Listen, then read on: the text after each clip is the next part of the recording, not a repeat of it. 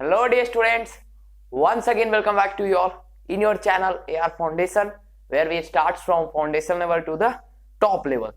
तो आज हम लोग बात करने वाले हैं about numericals regarded with work power and energy, जो कि क्लास 9 का हमारा फिजिक्स का टॉपिक है। And even in this video we will see some difficult type questions with easy type questions too. So before starting this video, once again I am telling you all, till now if you have not subscribed the channel, go and subscribe the channel, press the bell icon and join the Telegram channel. And if you have not seen the video of this particular lecture, please go and see. I will upload the link of that video in the description box. ठीक है, चलिए start कर देते हैं यहाँ से। So first of all we will see certain easy questions, then we will move towards hard questions. So first of all question number 1, आपको सब कुछ दिख रहा है यहाँ पे, वर्क पावर एनर्जी सब कुछ सही से दिख रहा है। चलिए देखते हैं बोर्ड पे हमारा पहला क्वेश्चन क्या है। ये पूरा वीडियो आपको क्वेश्चन सेट ही प्रोवाइड किया जाएगा, तो वन बाय वन सब देखिएगा और आंसर दीजिएगा फटाफट से। ओके, तो चलिए देखते हैं फर्स्ट क्वेश्चन क्या है। तो our first question is that calculate the work done by brakes of a car when its speed is reduced from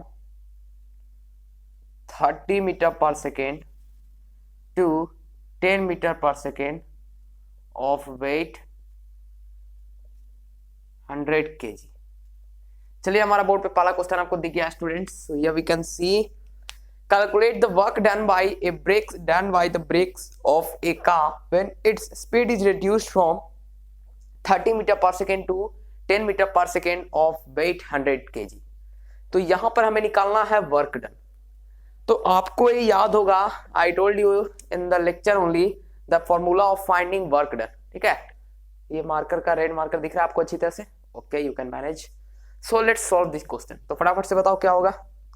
Basically, I told you what the rate of change of energy is known as work done, or we can say the rate of change of energy is known as work. Or whenever there is a change in energy, at that time we can say work is done over there. तो फटाफट से इसे देख लेते हैं। तो मेरा formula क्या होगा, 1/2 mv स्क्वायर। ये हमारा लगेगा mv स्क्वायर, लेकिन यहाँ पे देख रहे हैं मेरा दो है, एक तो initial velocity and final velocity है। तो फटाफट से क्या करेंगे, इनिशियल से फाइनल को सब्ट्रैक्ट करेंगे कि फाइनल को इनिशियल से। बताओ जी, जोर से बोलो, हल्ला करो, तुम जितने जोर से बोलोगे हमें सुनाई देगा। कमेंट करो।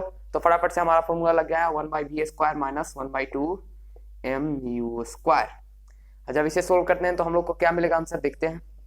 अब आपको लग रहा हो कि भैया निगेटिव आंसर आ रहा है, निगेटिव आंसर आ रहा है, चलो सोल्व करके पहले देखते हैं। तो हमारा मास कितना है, मास है मेरा 100 kg। ओके, v कितना है, v मेरा कितना है 30 का स्क्वायर। तो यहाँ पे हम लोग को क्या लेना है कि 30 मीटर पर सेकंड था। ठीक है, यहाँ पे अगर आप देखिएगा तो आपको लगेगा कि ये मेरा u है, ये भी है, लेकिन अब समझने के लिए हम लोग इसमें क्या करते हैं, अपोजिट कंसर्न यूज करते हैं। ये मेरा v हो जाता है, ये u हो जाता है, क्योंकि इससे इसमें चेंजमेंट हुआ। ठीक है, तो हमारा बड़ा कौन हुआ, ये वाला से इसमें, तो इसको इससे सब्ट्रैक्ट करना है, ना कि इसको इससे, तब निगेटिव आ जाता है। ठीक है, इसलिए मैंने बोला कि निगेटिव आ जाएगा भैया। ओके, अभी छोड़िए जो भी उसका साइन है, साइन तो सब कट ही जाएगा, तो इसमें लिखने का कोई आवश्यकता भी नहीं है। ओके 900। तो फटाफट से हम लोग काट सकते हैं, इसको बिल्कुल काट सकते हैं। 450, तो 45000, ये मेरा जूल। अभी क्या है मेरा mv स्क्वायर है, तो mv स्क्वायर का एनर्जी जूल होता है। बहुत बढ़िया, तो इसको हम लोग फिर वैसे करते हैं। तो ये 50 हो गया एंड 50, 1 2 3 0, तो 3 0 सब्ट्रैक्ट करो जी, कितना आता है बताओ। 4000, हाँ 40,000। ठीक है, यहाँ से 5 से चला गया तो 40,000 जूल मेरा आ गया वर्क। समझ में आ गया आपको? ये क्वेश्चन इजी था। ठीक है, इजी था क्वेश्चन। तो कैसा लगा, ये फर्स्ट क्वेश्चन है। अब ऐसे टाइप के क्वेश्चन आते हैं हमारे बोर्ड के ऊपर। तो पहला question, how is this first question, let's see the second question. Okay dear students, so let's see the second question. चलो सेकेंड क्वेश्चन देख लेते हैं, आपको दिख रहा है? बहुत बढ़िया। So our second question is that a girl is carrying a bag of mass 10 kg and travels a distance of 10 meter on the ground, if the value of g is 10 meter per second square, then find the work done. Then find work done. चलिए जी, हमारा ये question है, आपको दिख रहा है बढ़िया से। A girl is carrying a bag of mass 10 kg and travels a distance of 10 metre. काफी ज्यादा ब्राइटनेस है, ठीक है। अब कैसा है बताइए, सब कुछ क्लियर नजर आ रहा है जी? बहुत बढ़िया। A girl is carrying a bag of mass 10 kg and travels a distance of 10 metre on the ground, if the value of g is 10 metre per second square, then find the work done. अब students कहेंगे भैया आपने बताया है W equal to F dot S cos theta, तो नहीं तो F S तो है ही, तो चलेगा। ये डॉट प्रोडक्ट है तो मेरा एफ एस कॉस थीटा है। अब भैया ऐसे लगाएंगे तो फिर आ नहीं रहा है, कहाँ? हमें तो एस लग रहा है 10 मीटर है मास। अब फोर्स के लिए भैया कहीं आप mg वाला तो नहीं बोल रहे हो या ma? ये सभी गलत है स्टूडेंट्स। आप क्यों अपना दिमाग खराब कर रहे हो जी? आपको पता है कि whenever the force is acting on the object and the displacement of the object makes an angle of 90 degree, at that time W is equal to 0। तो इतना हम लोग क्यों करेंगे? ये हमारा दिमाग भंग हो रहा है यहाँ पे। ये सभी न्यूमेरिकल क्वेश्चंस हैं, हमारा दिमाग को टाइम लैप्स कराने के लिए। फटाफट से अपने मन में करेंगे भैया ये मेरी लड़की है। मेरी लड़की नहीं है, आपकी भी नहीं है, आपकी तो शादी नहीं हुई। अरे क्या फिजिक्स है बच्चों। भैया देखिए यहाँ पे क्या हो सकता है। Okay let's see here, A girl is carrying a bag of mass 10 kg। बहुत बेचारी मेहनत करती है, 10 किलो का बैग उठा के ला रही है। And travels a distance of 10 metre. यहां तक चल के आई मेरा बी पॉइंट तक, ए से बी आई 10 मीटर, बहुत मेहनत किया इसने। And on the ground if the value of g, force कैसा लग रहा है ग्रेविटेशन का? डाउनवर्ड, और मूवमेंट हो रहा है ऐसे। यहाँ पे एंगल बना 90, और जब 90 बना तो W इज इक्वल टू 0, यानी आंसर हो गया मेरा 0 जूल। आया समझ में? आया समझ में? Here I'm not going to waste much of your time because we have to see so many interesting questions, students. So why we should waste our time in this silly questions, easy questions? No need of wasting our time. So let's move towards, आगे चलते हैं। अगला question आपके board के ऊपर आ रहा है, देखिए उसे सोल्व करिएगा। Okay dear students, so let's see the third question. Third question काफी इंटरेस्टिंग है, ध्यान से पढ़िएगा। चलिए, सो आपको क्वेश्चन अब मैं लिख के नहीं दूंगा, आप लोग बोर हो जाएंगे। So here we will see just orally question and we will try to solve it. तो आपको क्वेश्चन बता देता हूं। Suppose a man Ram is standing on a point A and he is told to travel up to point B, ठीक है। और ये point B का और A का एलिवेशन हमारा 200 मीटर्स है। कितना है? 200 metres. And here we can see the weight of Ram is 100 newton. Okay, the weight of Ram is 100 newton and he is carrying a bag and the weight of bag is 50 Newton. Also given here the value of G is 10 meter per second square. Then we are told to find three things in this particular question. First thing we are told to find here the work done by Ram in moving from point A to point B. So first we have to find W. Second we have to find the potential energy of Ram on the point A as well as on the point B. Means we have to find PE. Then in third situation we have to find KE of Ram in both situations. Okay dear students, तो चलो इस question को solve करते हैं। Question समझ में आ गया आपको? अच्छी तरह से समझ में आ गया? डाउट है तो पूछिएगा जी। चलते हैं फर्स्ट क्वेश्चन देखते हैं। W, अब आपको मैंने बार बार कहा है W is equal to F dot S.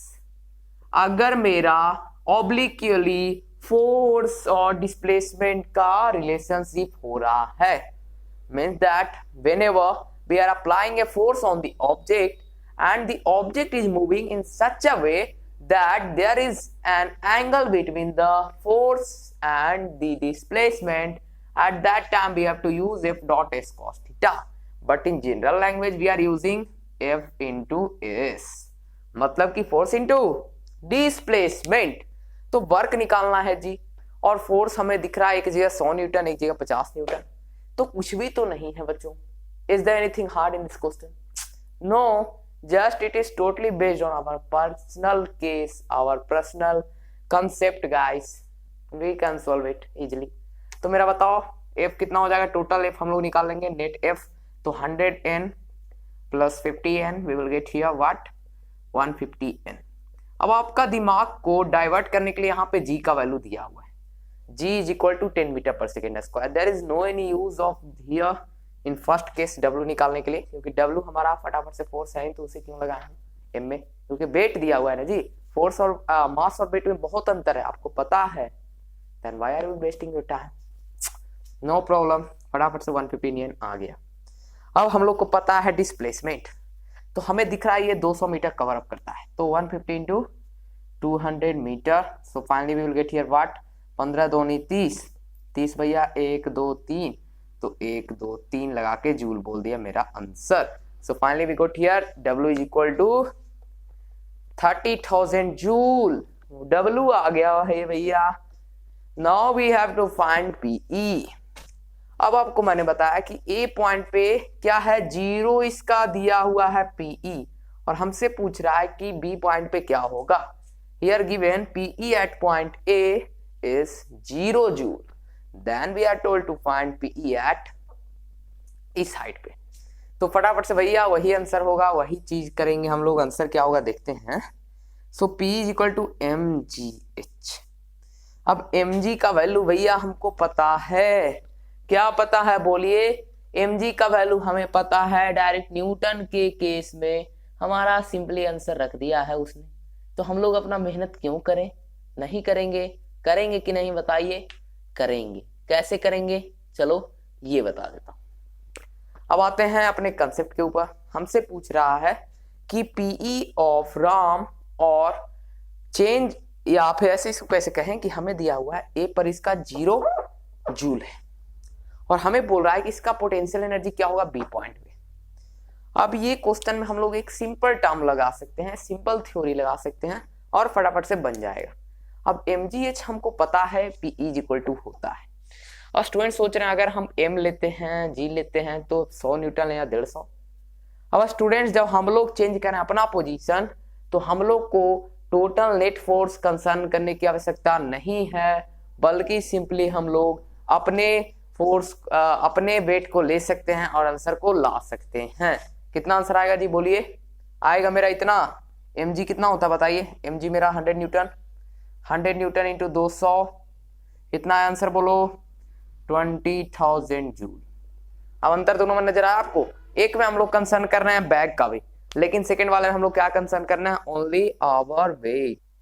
Okay dear student, तो यहाँ पे आपको मैंने क्वेश्चन में थोड़ा सा गलती पढ़ा है, या आपको पढ़ने में थोड़ा सा आपको मिस्टेक हो गया, ठीक है। यहाँ पे आपको मैंने क्या किया है, यहाँ पे मैंने बोला है कि यहाँ पे बस आपको कंसर्न करना है मैन का, ठीक है, बैक को नहीं लेना। मींस दैट ये क्वेश्चन में है find the potential energy of Ram at point A and point B. तो ए मेरा दिया हुआ है, if the potential energy of Ram at A is 0, then what will be its potential energy at B. Only Ram का पूछ रहा है, बैक को कंसर्न नहीं किया है, तो हम लोग ये थ्योरी लगाएं। अगर बैक भी लेते तो मेरा आंसर यही होता। लेकिन जब बात करते हैं केई का, तो स्टूडेंट्स क्या होगा? केई सोचो भैया, केई गई, ओह केई क्या होगा? केई क्या होगा? बहुत सारे स्टूडेंट सोच रहे हैं माय गॉड केई का तो कोई संबंध ही नहीं नजर आ रहा है। अगर नहीं नजर आए तो फाइनली 0 होगा। कैसे होगा?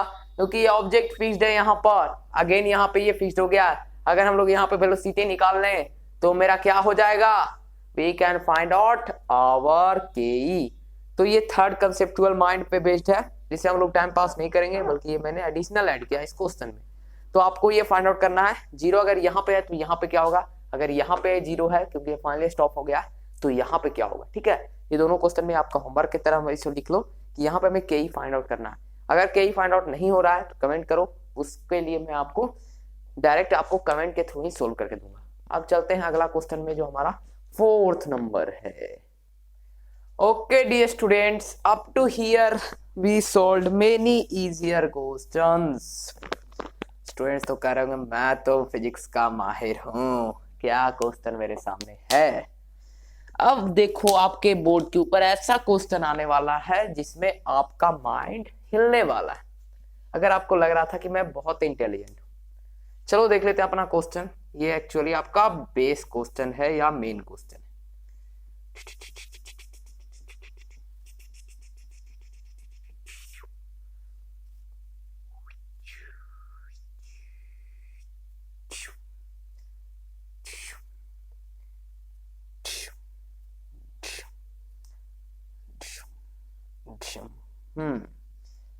अब आपको पता चल गया होगा कि दिस इज आवर पेंडुलम।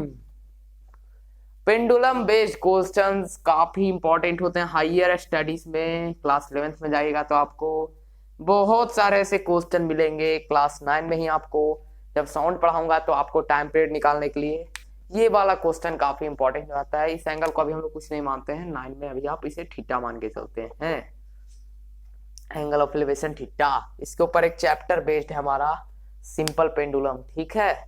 तो आते हैं अपने क्वेश्चन के ऊपर।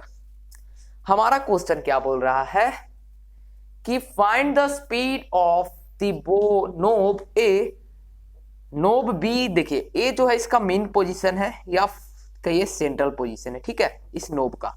लेकिन अगर ये खींचकर बी तक ले जाया जाता है और बी का ग्राउंड से 10 मीटर का हाइट है, तो हमसे पूछा जा रहा है find the speed of B when it crosses ए।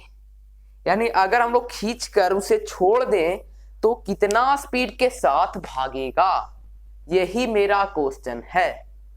सो अब इस क्वेश्चन को सोल्व करने भैया आप गलती तो नहीं कर रहे हो? फोर्स का क्वेश्चन दे रहे हो क्या?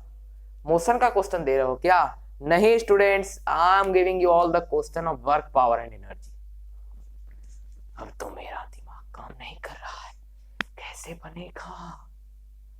अरे बच्चों, ऐसा क्वेश्चन जब भी आपको मिले ना तो देखो अपना मीन पोजीशन को। मीन पोजीशन ए पर है, means that u is our zero, u is 0 metre per second. भी पता नहीं, भी निकालना है या वेलोसिटी हमें फाइंड आउट करना है। अब हमको क्या पता है? एच पता है, H given 10 metre. We know that g is equal to 10 metre per second square और 9.8 metre per second square. So another thing we can apply here. In class 9th, in first chapter, we studied v square is equal to u square plus 2gs या 2ah। तो यहाँ पे g को h से हटा दिए हम लोग, a को g के साथ एंड s को h के साथ इंटरचेंज कर दिए। एंड u हमारा 0 हमें पता है, तो v is equal to root over 2gh होगा कि नहीं? If yes, then comment me in the comment box section. Now let's see how we can solve this question. So students, we have to apply v is equal to what? Root over 2 into g is equal to 10 and h is equal to 10. When we will multiply it both, we will get 100 into 2, 200. Root 200 meter a square upon second square. So finally what we will get? बताओ, निकालने आता है आपको? क्या होगा जी, बोलिए। बहुत आसान है, आपके साथ में निकालता हूँ, कोई जल्दबाजी नहीं करेंगे।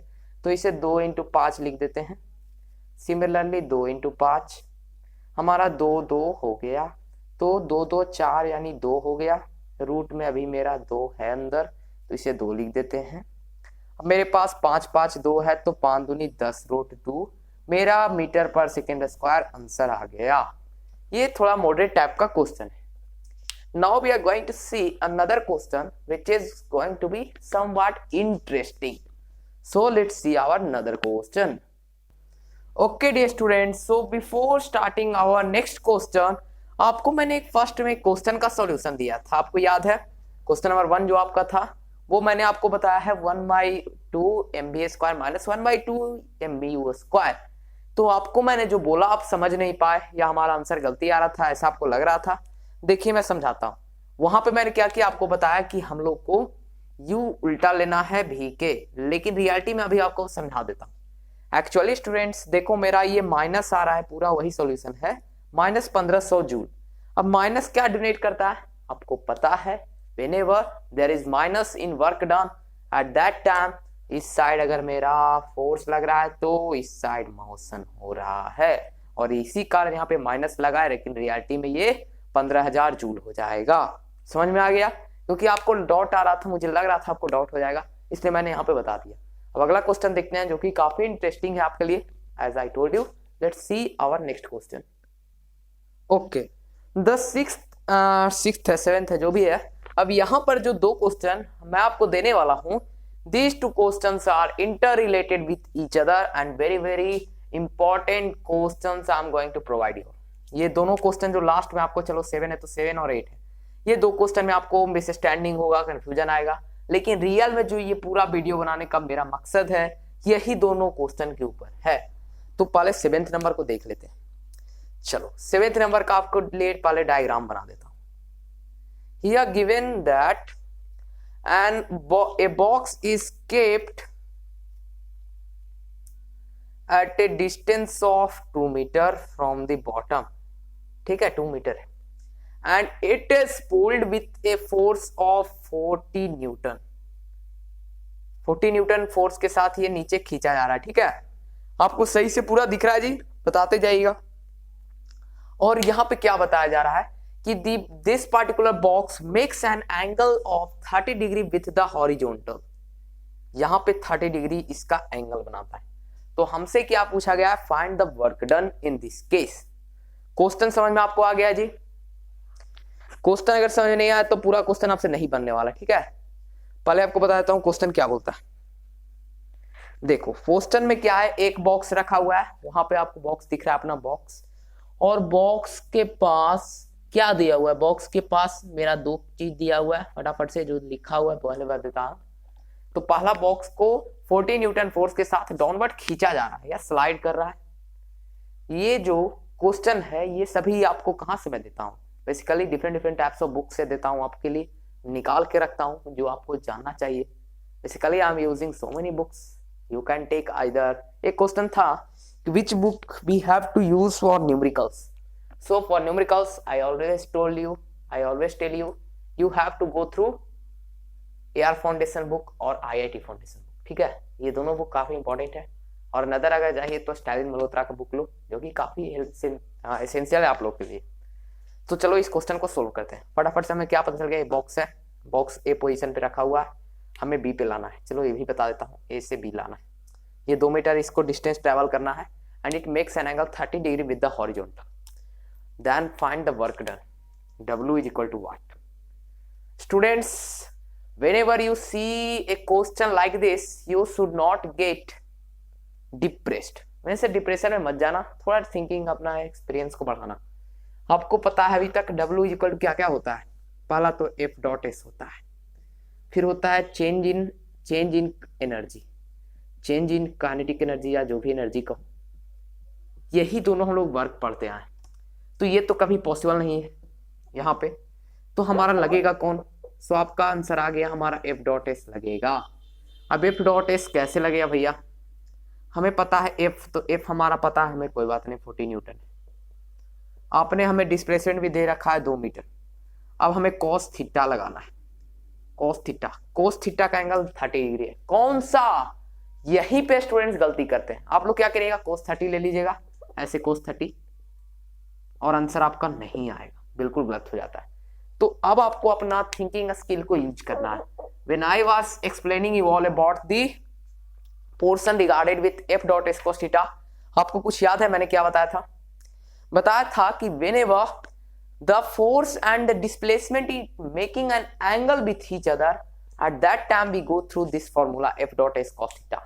और जब भी ये फॉर्मूला अप्लाई करना तो जिस साइड डिस्प्लेसमेंट है उसी साइड फोर्स का एंगल लेना, ना कि मेरा एंगल 30 डिग्री लग रहा है विद द हॉरिजॉन्टल, इसके साथ लग रहा है, और हमें किसको ले रहे हैं, इसको ले रहे हैं। तो इसके कंसर्न हमें इस साइड क्या लेना होगा, कौन सा एंगल लग रहा है, किस एंगल पे ये मेरा 40 न्यूटन डाउनवर्ड की ओर खींच रहा है, ना कि डाउनवर्ड वाला।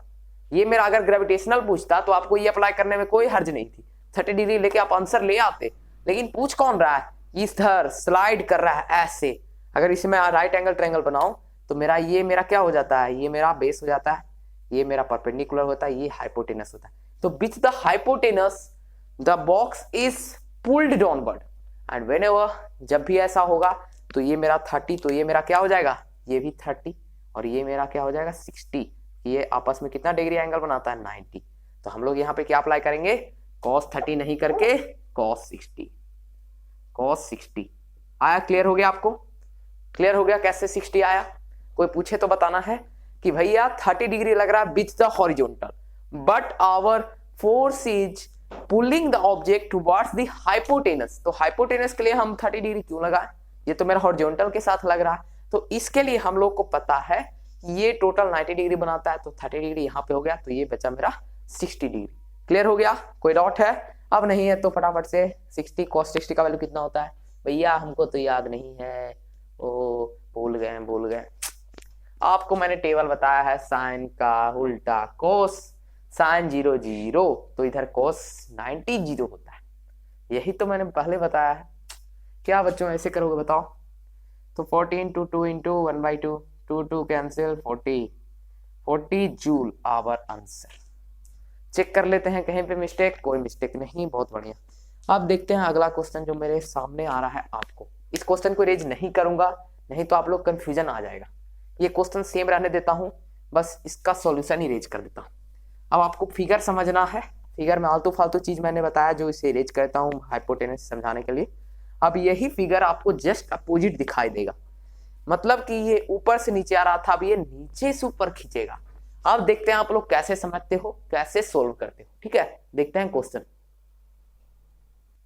Okay dear students, let's see our another question. Figure सब कुछ ऐसा ही है, बल्कि थोड़ा सा आपको बदल दिया गया है। क्या, बता देता हूं। अगला केस में मेरा यहाँ पे ऑब्जेक्ट है, ठीक है, मान लो ये मेरा ऑब्जेक्ट ये है, इसे खींच के लाया गया है बी के ऊपर। अब यहाँ पे मेरा इस पोजीशन के ऊपर लाया गया है और ये object same 30 degree with the horizontal बनाता है, बट यहाँ पे मेरा क्या दिया हुआ है जी बच्चों, बोलिए जोर से बोलिएगा, साउंड आना चाहिए। मास दिया हुआ है इसका 5 kg, mass of this particular object given m is equal to 5 kg। जी हमको पता है 10 मीटर पर सेकेंड स्क्वायर। और कुछ है? कुछ नहीं है। एक चीज है, डिस्प्लेसमेंट ये कितना है, तो सेम 2 मीटर लिख लो, तो ये मेरा 2 metre, d is equal to 2 metre. अब हमसे इस क्वेश्चन में पूछ क्या रहा है, सेम देखिएगा फिगर को देख के, दोनों फिगर मैंने रहने दिया है, ये ऊपर से नीचे, नीचे से ऊपर, कंफ्यूजन नहीं होना चाहिए। पहला चीज हमसे क्या पूछ रहा है, find the work done. Second, find the PE at point B, यानी बी पर जाके इसका पोटेंशियल एनर्जी क्या हो जाएगा। यही दो क्वेश्चन हमसे आपके सामने पूछा गया, अब इसे सोल्व करना है। पहले चलते हैं वर्क के लिए। W is equal to F D और W is equal to F S. Dot हटाइए, डॉट रहने भी दीजिए, तो पहले डॉट को हटाने का कोशिश करते हैं। अब हमें पता है कि जब भी हमें ऐसा कंडीशन फॉलो होता है, जब ऑब्जेक्ट नीचे से ऊपर जा रहा है, नीचे से ऊपर जा रहा है, तो हमें कंसर्न कौन सा करना पड़ेगा। यहाँ पे तो 30 डिग्री एंगल का एलिवेशन लिए, ऊपर से नीचे आ रहा था, इस बार नीचे से ऊपर जा रहा है, तो अब क्या करें, क्या हम 30 ले सकते हैं, cos 30 लेंगे, sin 30 लेंगे, या cos 60 लेंगे, क्या लेंगे? आपके दिमाग में ये सारी बातें आ रही होंगी, लेकिन आपकी जानकारी के लिए बता दूं कि इस बार हम लोग ना 30 को प्रयोग करेंगे, ना 60 को प्रयोग करेंगे, ना 90 को प्रयोग करेंगे, बल्कि ये सभी को अपने ही स्थान पर रहने देंगे for the purpose of finding work, not for PE. Work find करने के लिए हम लोग को ना 30 लगाना है, ना 60 लगाना है, कुछ भी नहीं लगाना है। अब क्वेश्चन उठता है क्यों नहीं लगाना है, आप गलती बोल रहे हो, why we should not apply over there? So let's see the reason behind this. Here in this case we are pulling the object from A to B, A to B की ओर खींच रहे हैं। हम लोग को क्या क्या कंसर्न करना है, पहला तो ये वाला डिस्प्लेसमेंट दिया हुआ है, दूसरा कितना फोर्स लग रहा है, और क्यों हम इसको ये अप्लाई करें, ये तो हम इसलिए अप्लाई करते थे जब मेरे को एलिवेशन मालूम करना रहता था, यानी ये वाला, जब मेरा हॉरिजॉन्टल ऊपर से नीचे आ रहा था, एलिवेशन हमें पता करना था, इसलिए हम लोग इसको अप्लाई किए थे। तो यहाँ पे ये अप्लाई होगा ही नहीं, और जब नहीं होगा तो आंसर बन के तैयार है एफ एस। अब एफ इज इक्वल टू होता है एम ए, मास मेरा 5 किलो, ये 10 होता है, तो 10 5 50 हो गया मेरा फोर्स एंड डिस्प्लेसमेंट 2, तो finally W is equal to हो गया 100 न्यूटन।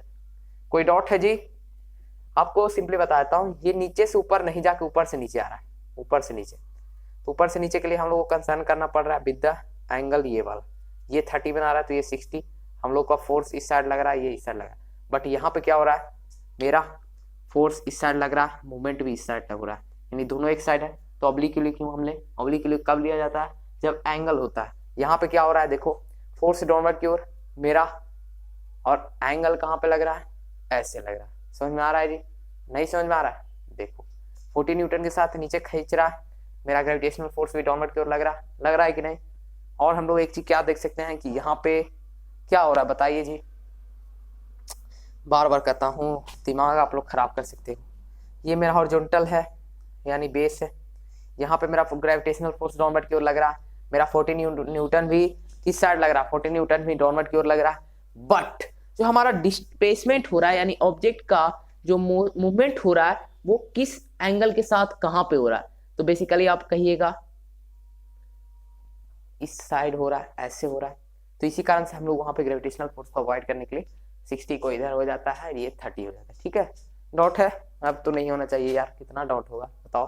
तो ये सिंपली इधर लग रहा है, ग्रेविटेशनल का यहाँ कोई यूज ही नहीं है, तो फटाफट से आंसर आ गया मेरा 100 न्यूटन। लेकिन when we will go through PE, जब पीई की बात आएगी ना, तो एच की जरूरत होगी। माय गॉड, भैया बना दिया ना आपने हमको मैथ का स्टूडेंट। आ गया मेरा right angle triangle, base hypotenuse perpendicular. आप बिना परपेंडिकुलर का MGH कहां से आए? कहावत सुना है आपने, बोए पेड़ आम का तो बबूल कहां से आए, उल्टा बोल दिए, बबूल का तो आम कहां से आए। अब MGH कैसे आएगा? H फाइंड आउट करने के लिए क्या करना पड़ेगा, हम लोग को इस ट्रायंगल के ऊपर आना पड़ेगा। ये ट्रायंगल राइट एंगल ट्रायंगल बन गया, तो ये मेरा 60 हो गया। अब क्या हम लोग कर सकते हैं? कुछ नहीं कर सकते, एक चीज कर सकते हैं, हम लोग को अब क्या कंसर्न करना है, जिसमें हाइपोटेनस हो और परपेंडिकुलर। क्योंकि हाइपोटेनस मालूम है हमें, परपेंडिकुलर मालूम करना है, बेस का कुछ लेना देना नहीं है। तो कौन सा फॉर्मूला में हमारा हाइपोटेनस एंड परपेंडिकुलर आता है? सो सभी बच्चे कहेंगे भैया sine theta, sine theta equal होता है P by H, P by H, P भी हो गया H भी हो गया। तो अब थीटा का वैल्यू कितना होगा? थीटा अभी हाइट एंड डिस्टेंस पढ़े नहीं है, थीटा पढ़ा रहे हैं आप, अरे पढ़ो यार। थीटा 30 लगेगा, क्यों लगेगा? अब चलो इस ट्रायंगल के ऊपर, ये ट्रायंगल मेरा इस पोजीशन में, तो यहाँ पे मेरा कौन सा बेस है, 30 डिग्री के नीचे बेस है, ये मेरा हाइपोटेनस नहीं है, परपेंडिकुलर है, ये मेरा हाइपोटेनस। तो आगे हम लोग थीटा को, अब कहिएगा 60 रहता तो ऐसे पलट के रखते, तब हम लोग को इसको कंसर्न करते, तो ये मेरा हाइपोटेनस, ये मेरा क्या होता है, परपेंडिकुलर होता है, ये बेस हो जाता है। ठीक है, तो अभी हम लोग कंसर्न करने किसको, ये दोनों को, तो ये मेरा 30 डिग्री लगेगा। साइन थीटा क्या होता है, 1/2, 1/2 is equal to P by H. P का वैल्यू हमें निकालना है, H का वैल्यू 2 पता है, तो मेरा P इज इक्वल टू क्या होगा, 2 इंटू कैसे जी, 2P अपॉन 2, यानी P इज इक्वल टू क्या होगा, देखिए, ओ कैसे है जी, सही है ना, P बाई एच। साइन 30 होता है 1/2, 1/2 इक्वल टू P अपॉन 2, बिल्कुल सही है। तो P इज इक्वल टू 1 हो गया, हमारा आंसर सही आ रहा है, बिल्कुल आ रहा होगा, इसमें कोई डाउट नहीं है। और जब मेरा ये 1 निकल गया, 1 ही होगा ना या 4 होगा, देखने दो। ओ ये तो मेरा क्या हो जाएगा जी, 1/2 है ना, तो 1/2 इधर होकर मल्टीप्लाई हो जाएगा, तो जब मल्टीप्लाई होगा तो 2 आपस में मल्टीप्लाई होकर मेरा क्या हो जाएगा, साइन 30, ओके 1/2 या, तो 2 मल्टीप्लाई होकर 1 हो गया, कोई बात नहीं है। तो 1 मेरा ये 1 मीटर इसका हाइट निकल गया। हमको फाइंड आउट करना है MGH। अब कुछ बचा है क्या, कुछ तो नहीं बचा है। तो मेरा फोर्स मास 5 किलो, G 10 और 1, यानी 10 × 5 = 50 जूल मेरा पोटेंशियल एनर्जी है। So dear students, we finished our video over here. I am working this much for you all, so at least 1 like is required. कुछ भी सीखने को मिलता है तो चैनल को सब्सक्राइब कर लेना, मैं बार बार कहता हूँ, और बेल आइकन दबा भी देना। मिलते हैं अगले वीडियो में। जय हिंद, जय भारत दोस्तों। Thanks for watching this video. Good luck, best wishes for your board examination. और बोर्ड वाले बच्चों टेंशन मत लीजिएगा, आपके लिए भी वीडियो बन के तैयार है।